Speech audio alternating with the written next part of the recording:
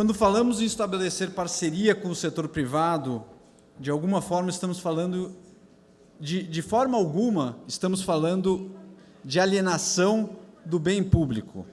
Muito pelo contrário, estamos falando de valorização da entrega do bem público, de buscar maneiras para que a sociedade receba melhor a conservação do patrimônio natural, histórico e cultural que reside nas unidades de conservação, do aumento da qualidade de vida gerada por essas áreas e de maior qualidade na visitação e de desenvolvimento socioeconômico dos entornos. Estamos falando também de fortalecimento do poder público. Isso é chave, já que por meio de uma parceria é possível que o governo tenha condições de concretamente desempenhar um papel estratégico de estabelecer diretrizes, monitorar contratos, fiscalizar e aprovar projetos e operações propostas por agentes privados e comunidades. Foi pensando nisso que organizamos a próxima mesa, chamada Governo Federal e os Parques do Brasil. Chamo ao palco para fazer mediação o nosso amigo Luiz Fernando Merico, coordenador nacional da IUCN Brasil, mestre em análise ambiental e doutor em geografia, não é biólogo, é geógrafo, com 12 anos de experiência em gestão ambiental pública e passagem por governos municipais, estaduais e federal. Merico, muito obrigado pela sua presença.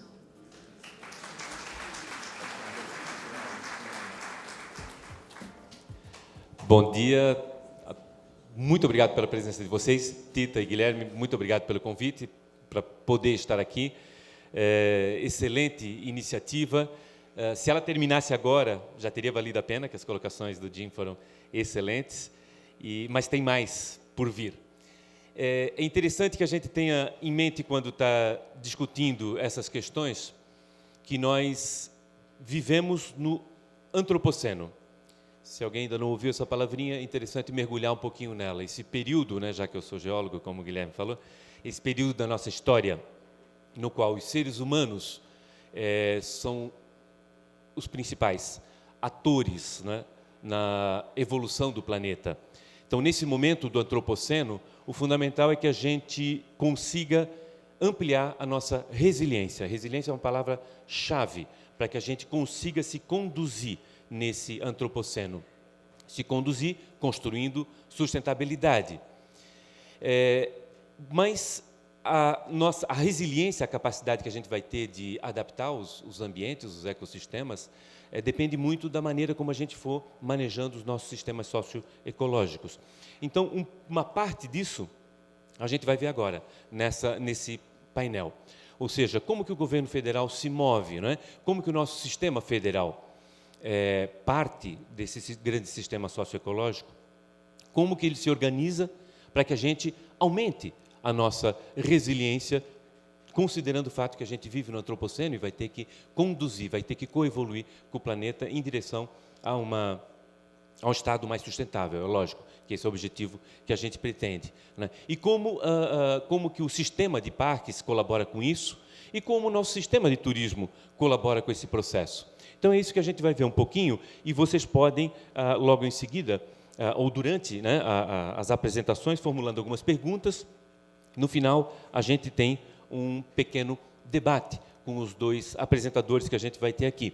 Então, eu, de imediato, convido o Bernardo Issa, não é? Bernardo é analista ambiental da assessoria da presidência do Instituto Chico Mendes, o ICMBio, para iniciar esse nosso diálogo. O Bernardo, ele é especialista em administração e manejo de unidades de conservação e em gestão da biodiversidade. Tem mais de 15 anos de experiência de trabalho em UCES, já foi chefe de parques nacionais, no caso Serra dos Órgãos e Tijuca, no Rio de Janeiro, então tem uma experiência ampla e pode falar um pouquinho de como essa parte do nosso sistema socioecológico pode colaborar para aumentar a resiliência dentro do nosso antropoceno, né? Fazendo eco um pouco nas palavras do Jim, como é que a gente pode aí walk in the talk, como é que a gente pode fazer isso, Bernardo? Perfeito. Boa fala. Obrigado. Bom dia a todos, obrigado, Merico. Me chamo Bernardo Issa, trabalho lá no Instituto Chico Mendes, na assessoria da presidência. O nosso presidente, Cláudio Maretti, gostaria muito de estar aqui hoje presente. Não foi possível para ele, está lá no chamado da floresta, no Amazonas, lá uma reunião de vários dias, representando a ministra. E eu queria dar parabéns pelo CEMEA, pela iniciativa, por todo o apoio que tem dado, por todo esse suporte para as unidades, para essa discussão da importância das parcerias, enfim. Bom, eu vou fazer um apanhado aqui pequeno para poder situar um pouco os parques no contexto mais geral, né? Como é que é aqui? Só... Aqui? Tá bom.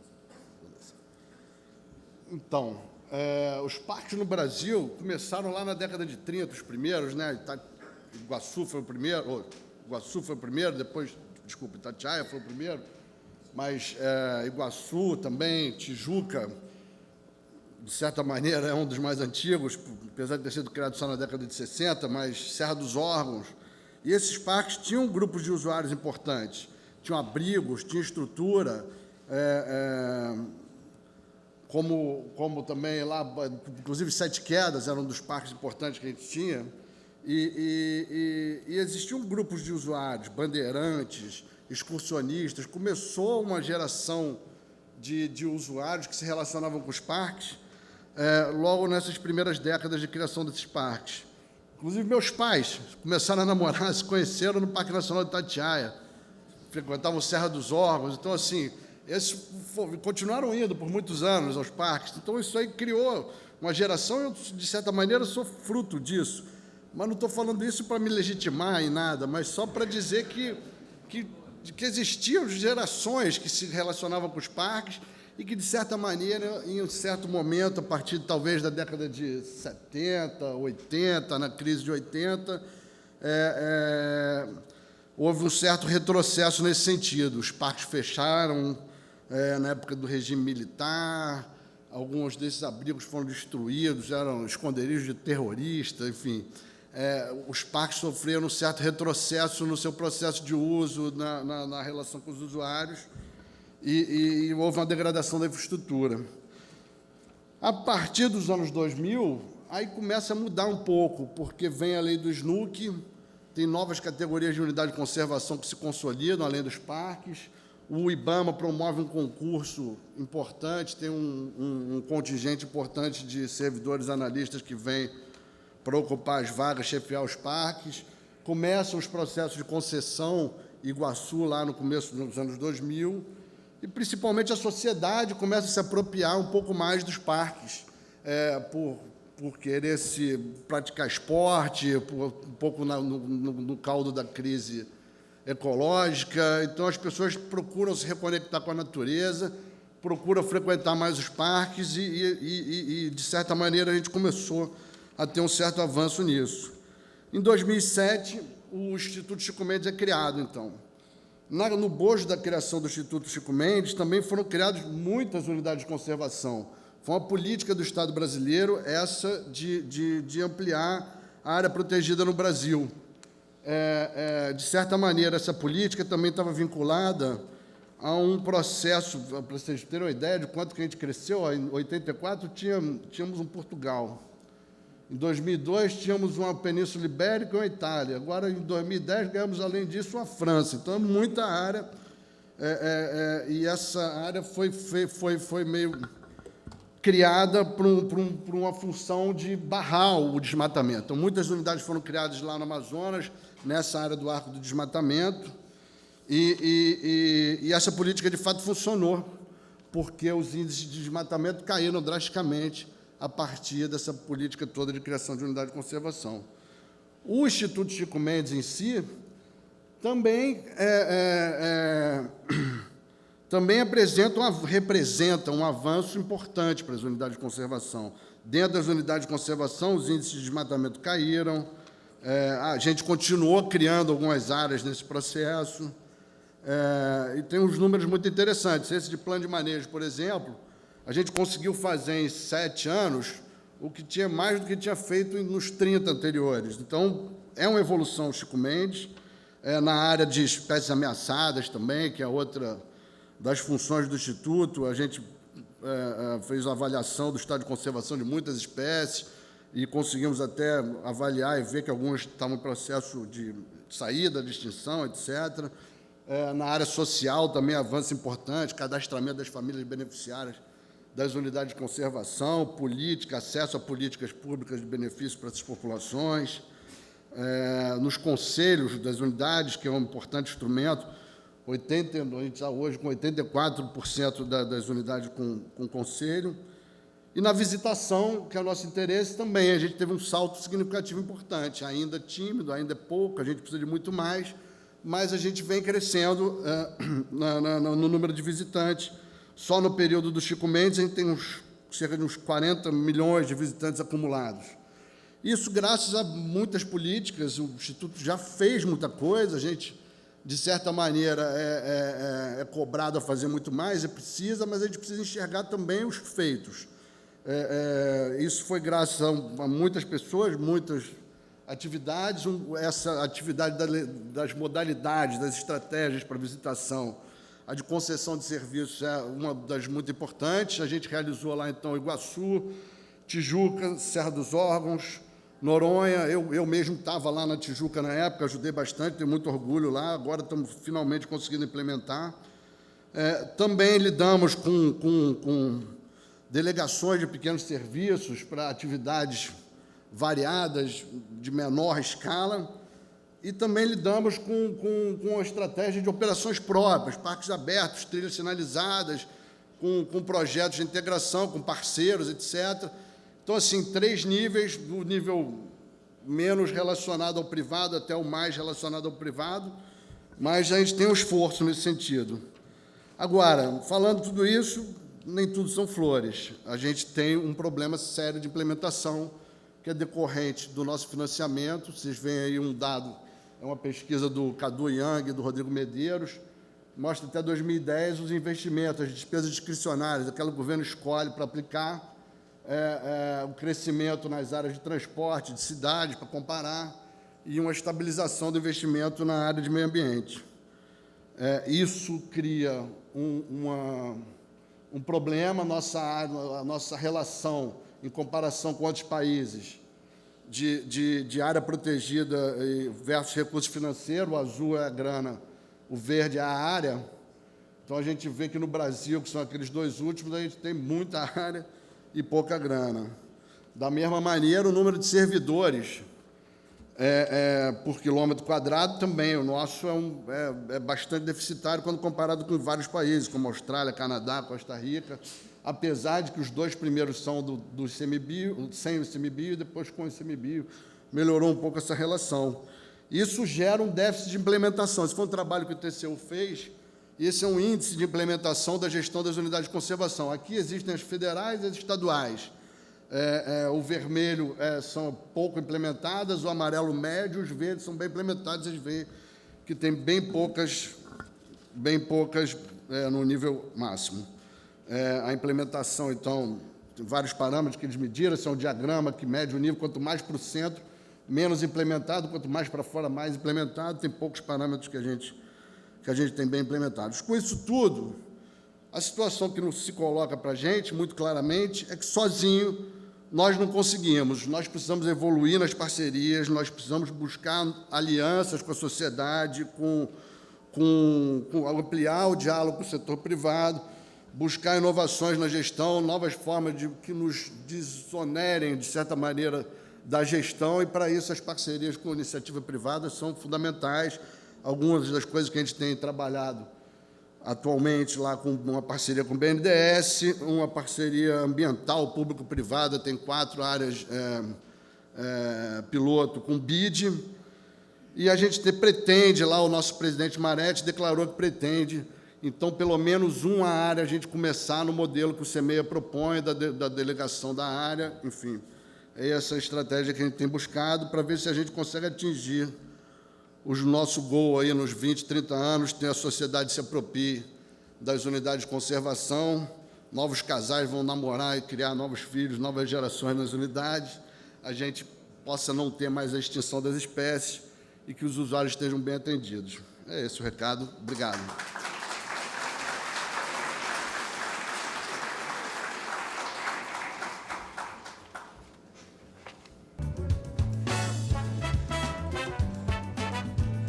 Agradeço imensamente ao Bernardo.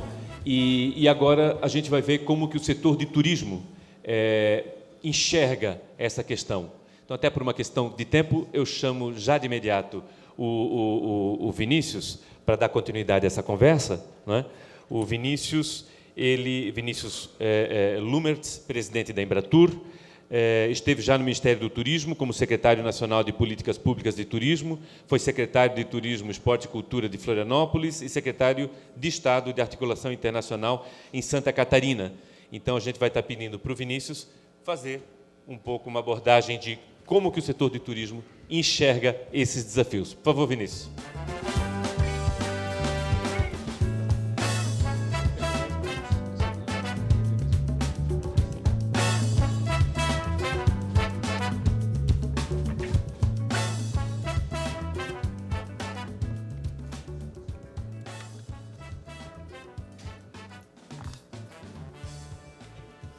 Bem, meu bom dia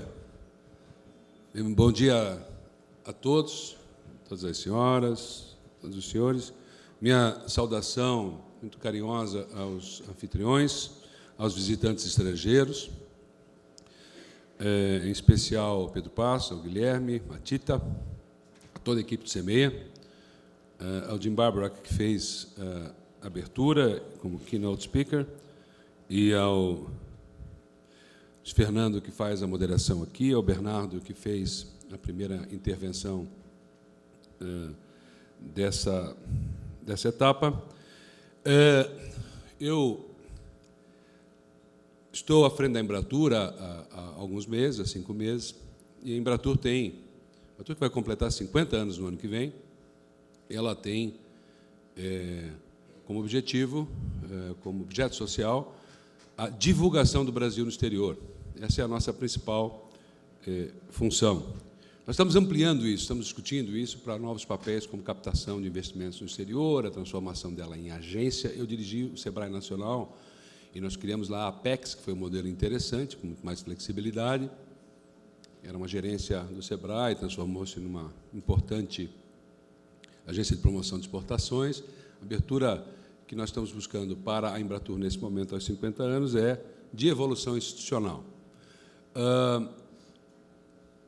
Promover o Brasil no exterior, nos últimos anos, tem sido relativamente, do ponto de vista de imagem, importante em função dos grandes eventos, e nós temos esse ano umas grandes campanhas a realizar. Nós temos uma campanha, nesse momento, rodando no 10 milhões de reais de investimento hoje aqui nos vizinhos do Mercosul, trazendo gente para o Brasil. São genéricas as campanhas. É verão, vem ao Brasil, verão, praia, sol e mar. E teremos campanhas importantes no ano que vem também, com as Olimpíadas, onde nós vamos trabalhar música, a relação com músicos internacionais, o Brasil, um novo conceito, novos conceitos, para levantar para frente, assim, para cima, o que seria o branding do Brasil, desse legado todo, ou seja, deixarmos uma mudança de marca no Brasil. Nós não aproveitamos, talvez, por conta de eventos que vocês conhecem, pelo estresse da Copa do Mundo, talvez a Copa do Mundo no nível que talvez pudéssemos ter aproveitado. E temos que fazê-lo nas Olimpíadas. O meu tempo sendo aqui curto, eu vou me voltar um pouquinho ao trabalho que eu fiz no âmbito do Ministério como secretário de Políticas, onde nós construímos planos importantes para 4 áreas no Brasil. E estruturamos posicionamentos para as orlas brasileiras. As orlas brasileiras têm um espaço de investimento muito grande, que é um espaço conflagrado com a dificuldade burocrática e com a percepção, de instabilidade jurídica pelo investidor, que deixa muito aquém marinas e portos turísticos. O mesmo acontece com cidades históricas, que foi um grande tema por nós desenvolvidos, e o outro são os parques naturais brasileiros, que enfrentam as questões aqui que são constantemente levantadas. Eu tenho conversado bastante com o Pedro Menezes, que faz parte do governo federal, com o Maretti, nós temos conversado. E a conclusão, como meu tempo é muito curto aqui, a minha conclusão é de que nós temos já um diagnóstico bastante profundo, bastante consciente, bastante consistente e maduro acerca da realidade com a qual nós estamos lidando. Inclusive, a palestra que foi dada aqui mostra claramente que nós fomos bem em criar unidades de conservação, mas nós não temos um modelo de gestão moderno e atual no Brasil capaz, nos dias de hoje, de elevar, inclusive no âmbito da Embratur, a imagem de um país no exterior que nós pudéssemos vender, né, de um país que tenha parques para o planeta, um país que oferte a natureza para visitantes do mundo inteiro, de uma forma robusta e sustentável, dentro das estratégias de internet, digital, de sites, e que mude o conceito da imagem brasileira, porque é aí que está a grande contribuição planetária do Brasil. O Brasil tem tamanho, e como ele tem tamanho, ele desenvolveu o agribusiness, porque ele tem água, porque ele tem solo, porque ele tem espaço. O mesmo é com relação à natureza. Nós temos tamanhos, nós temos as reservas, nós temos os espaços, então nós temos o diferencial competitivo a ser desenvolvido a partir do diferencial comparativo, que é a própria natureza. Esse posicionamento deveria ficar mais claro. E eu tenho um entendimento, e eu fui aluno do professor Ignacy Sachs, e trabalhei junto com o professor Ignacy Sachs, que alguns de vocês conhecem, a quem eu perguntei, e eu já falei isso aqui, qual é a saída para essas coisas, né? E o professor Ignacy Sachs, um dos criadores do termo desenvolvimento sustentável, está com 90 anos hoje, ele dizia, olha, é o desenvolvimento negociado, é o desenvolvimento com atores genuínos, interessados, verdadeiros, no diálogo. Não no dogma, na crença, mas no diálogo. O que eu entendo e penso hoje? Que nós já temos massa crítica o suficiente para propor uma negociação que não passe apenas pelo governo, que o governo é executor, e política de Estado é mais ampla. E nós estamos falando aqui de política de Estado. Então, nós temos que conversar também com a Câmara Federal. Nós temos que conversar também com o Senado Federal. E nós temos que ter uma proposta de começo, meio e fim, porque o conhecimento nós já temos, as experiências do exterior nós já temos. E nós sabemos que o Brasil é um país lento na sua evolução negociada, né? Todos nós sabemos aqui que nós fomos entre os últimos países a desenvolver na América Latina, inclusive para evitar conflitos. Ao evitar conflitos, os grandes movimentos históricos da independência, da República, da proclamação, do fim da escravatura, até da inflação nós perdemos para a Bolívia no final, porque fomos acomodando interesses. Então, essa acomodação de interesses no Brasil nos sai muito caro, porque entre o diagnóstico, o prognóstico e a ação leva muito tempo, né? E o tempo hoje virou uma mercadoria rara, e nós precisamos entender, no Brasil, a correlação econômica entre o próprio desenvolvimento econômico, o desenvolvimento social e as oportunidades.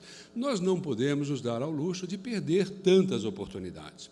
E aqui nós estamos falando de oportunidades não só nos parques, nós não queremos os 280 milhões de visitantes dos parques americanos, ou os 28 bilhões de dólares de renda que eles já conseguiram, não tanto, nós não precisamos de tanto, mas certamente nós temos aqui um potencial, e nós, o turismo, reconhecemos, o Fórum Econômico Mundial coloca lá o maior potencial turístico, planetário, ambiental e paisagístico, há 3 anos é o Brasil.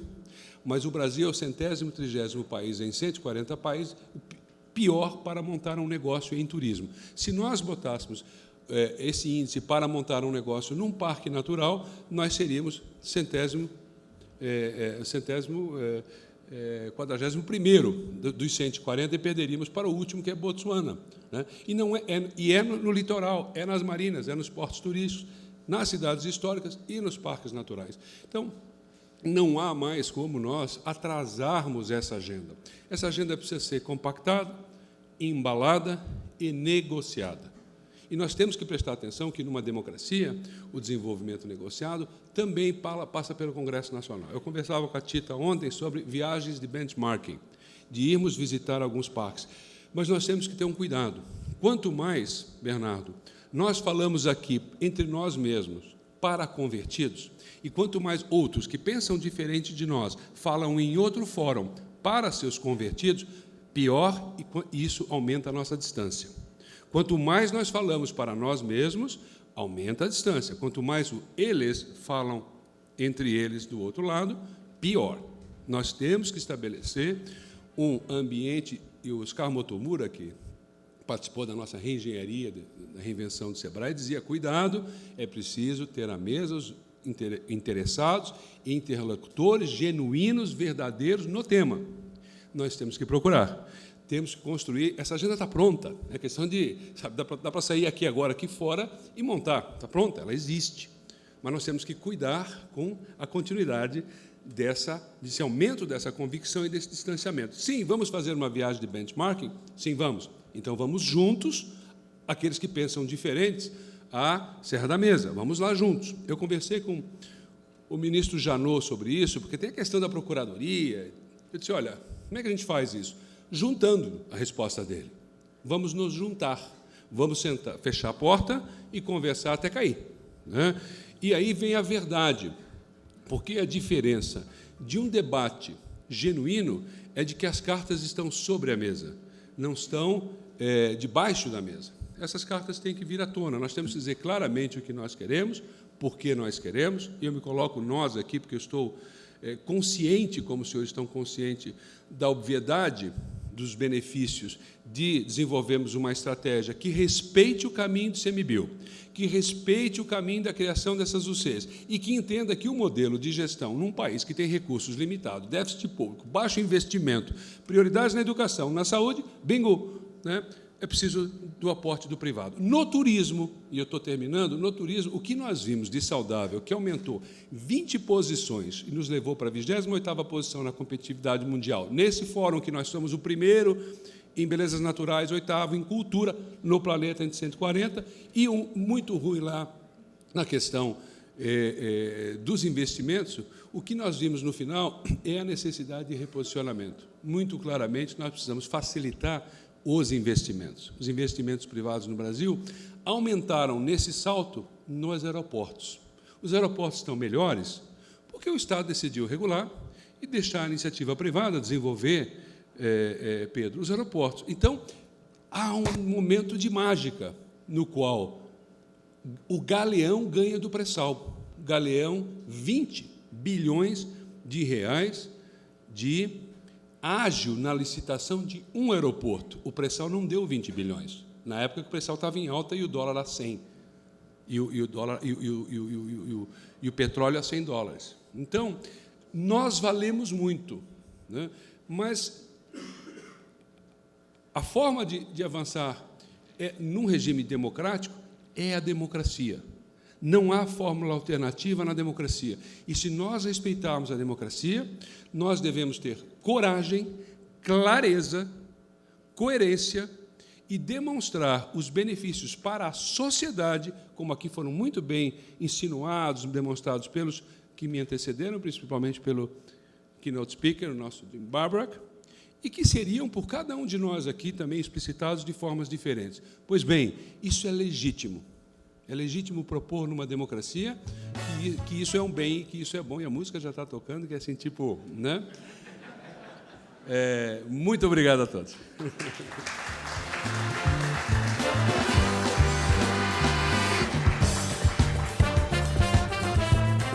Obrigado, Vinícius. Por favor, pode sentar. Aqui eu chamo o Bernardo de volta também, para a gente... Pode sentar ali, Bernardo. Para a gente fazer um rápido bate-papo com vocês nesse tema, até para deixar bastante claro e para contribuir para os resultados do encontro, como que vocês veem, como vocês enxergam o futuro do acesso, do uso público das áreas protegidas no Brasil. Como é que vocês veem esse futuro e o que a gente deveria estar fazendo, né, para ir transformando progressivamente a nossa realidade? Então, começaria por ti, Bernardo. Essa é uma pergunta para vocês dois, né? Começaria por ti, depois queria também ver a abordagem do Vinícius sobre isso. Obrigado, Merico. Eu acho que a gente tem que continuar nos caminhos, que a gente já vinha ali, que eu tentei mostrar que a gente não está no zero, já tem algum nível de avanço, tem 3 linhas principais, uma para essas pequenas áreas que a gente quer, a gente sinaliza e faz essa operação própria, e os parques estão abertos e vão ser usados, e a sociedade vai começar a se apropriar principalmente nessas áreas. A gente tem que fazer os parques virarem um polo de regional, de economia regional, que tem um impacto econômico na região. Então, essas pequenas concessões em áreas são importantes. E, para as áreas de grande fluxo, a gente tem que continuar fazendo esse processo de concessão. Eu acho que é super importante o valor econômico do parque e o valor social do parque pela apropriação da comunidade, da sociedade. Acho que é isso. Obrigado, Bernardo. Vinícius? Bom, com muita clareza, né, quando eu falo de honrarmos o esforço que foi feito até aqui, está implícito também que o modelo atual está esgotado. Né? Por quê? Por conta da questão do financiamento, né? A questão de recursos. Você tem uma causa, né, que aqui todos esposamos, que facilmente colocar isso para a sociedade, mas o modelo de gestão e o modelo de financiamento, né, eu já disse isso aqui antes, né, eu me lembro, eu participei do movimento de microempresas do Brasil, eu escrevi o primeiro manifesto pela primeira confederação de microempresas do país, chamava Liberdade para Trabalhar, que é o que nós queremos aqui. Nós continuamos querendo no Brasil liberdade para trabalhar. E eu penso que, quando nós criamos uma instituição chamada SEBRAE, e o SEBRAE é importante do ponto de vista da evolução institucional, como é o Simples também. O Simples foi criado com 400 seminários e 27 jantares com 27 bancadas de estados, com uma proposta. Respeitou-se a lógica democrática. Se explicou claramente para os não convertidos, convertendo-se outros. Porque quanto mais nós nos convertemos e mais nós nos solidificamos nos nossos pontos de vista, mais distantes nós ficamos dos leigos, dos que não entendem todo esse escopo e têm outras prioridades. Então, eu acho que nós todos deveríamos, com honestidade de propósito, entender como foi feito na época no SEBRAE, com a clareza que foi feito, foi dito o seguinte: temos uma causa, amigo pequena empresa, precisamos de um modelo de gestão, desenhamos, buscamos um modelo de financiamento, porque é preciso ter um sistema de recursos financeiros para financiar o tal modelo de gestão. Né? Isso já houve para a água, o sistema Planasa, já houve para vários sistemas, o SUS tem uma pretensão nessa direção. Qual é o modelo de gestão no nível federal? Qual é o modelo que os estados vão apresentar? Eu estava falando ontem com o secretário do Rio, que tem movimentos interessantes, os estados têm movimentos interessantes, e transformar essa aprendizagem em modelo estrutural, porque o modelo atual está esgotado, evidentemente, porque ele bate no limite do econômico-financeiro, da estrutura, aonde vocês têm o quê? Um impasse, porque a necessidade, a criação aqui com a crase devida das unidades de conservação e a observar-se a limitação de recursos e os desafios que o Brasil tem pela frente, educação, saúde, projete-se essas curvas numa visão prospectiva e nós estamos sem saída. Estar em saída significa estamos num impasse. Se nós não entendemos que estamos num impasse, e a palavra impasse em francês, impasse quer dizer beco, literalmente, é um beco, né? Se nós não reconhecemos o beco, o que nós vamos fazer? Né? Então, reconhecer que existe um beco, e não é um beco do mal, porque foram criadas as UCs, pode-se honrar esse esforço que foi feito, mas é preciso entender que esse conjunto precisa ser parte da solução dos problemas do país e não ser mais um problema do país e para o país. Nós não podemos significar um problema, nós podemos significar a solução. E aí eu volto a dizer, nós precisamos de uma clareza de comunicação. Eu volto aqui à questão do SEBRAE, foram 400 seminários, 27 jantares de bancadas, foi construído com o governo federal, é uma construção de confiança. É buscar interlocutores confiáveis, genuínos, e aparecer com a proposta. Eu não vejo saída fora disso na democracia. E não vejo saída para esse modelo, sem um novo modelo de gestão, que supere a fase atual e que propõe um modelo de financiamento. Eu penso que é com muita clareza, assim, resumidamente, para nós da Embratur que queremos desenvolver lá fora, nós precisamos ter produto. Como é que eu vou desenvolver produto? Com que garantia? Eu sei que Bonito subiu para estar com quase 50 mil, 42 mil estrangeiros, subiu 50%, mas são coisas muito pequenas proporcionalmente para a consciência geral de que nós temos do que nós temos na mão, né, presentes aqui nessa sala. Agora, não levar essa consciência, Merico, a outras pessoas e esperar que elas entendam, eu acho que aí nós temos que reequilibrar nossa comunicação junto à imprensa, estrategicamente, com uma coisa muito mais clara de proposta e de interlocução, trazendo Congresso, Governo Federal, Ministério Público, e judiciário para essa discussão. Obrigado, Vinícius. Obrigado, Bernardo, pelas contribuições à temática do nosso encontro. E a gente vai dar seguimento agora com o painel seguinte. Obrigado para vocês.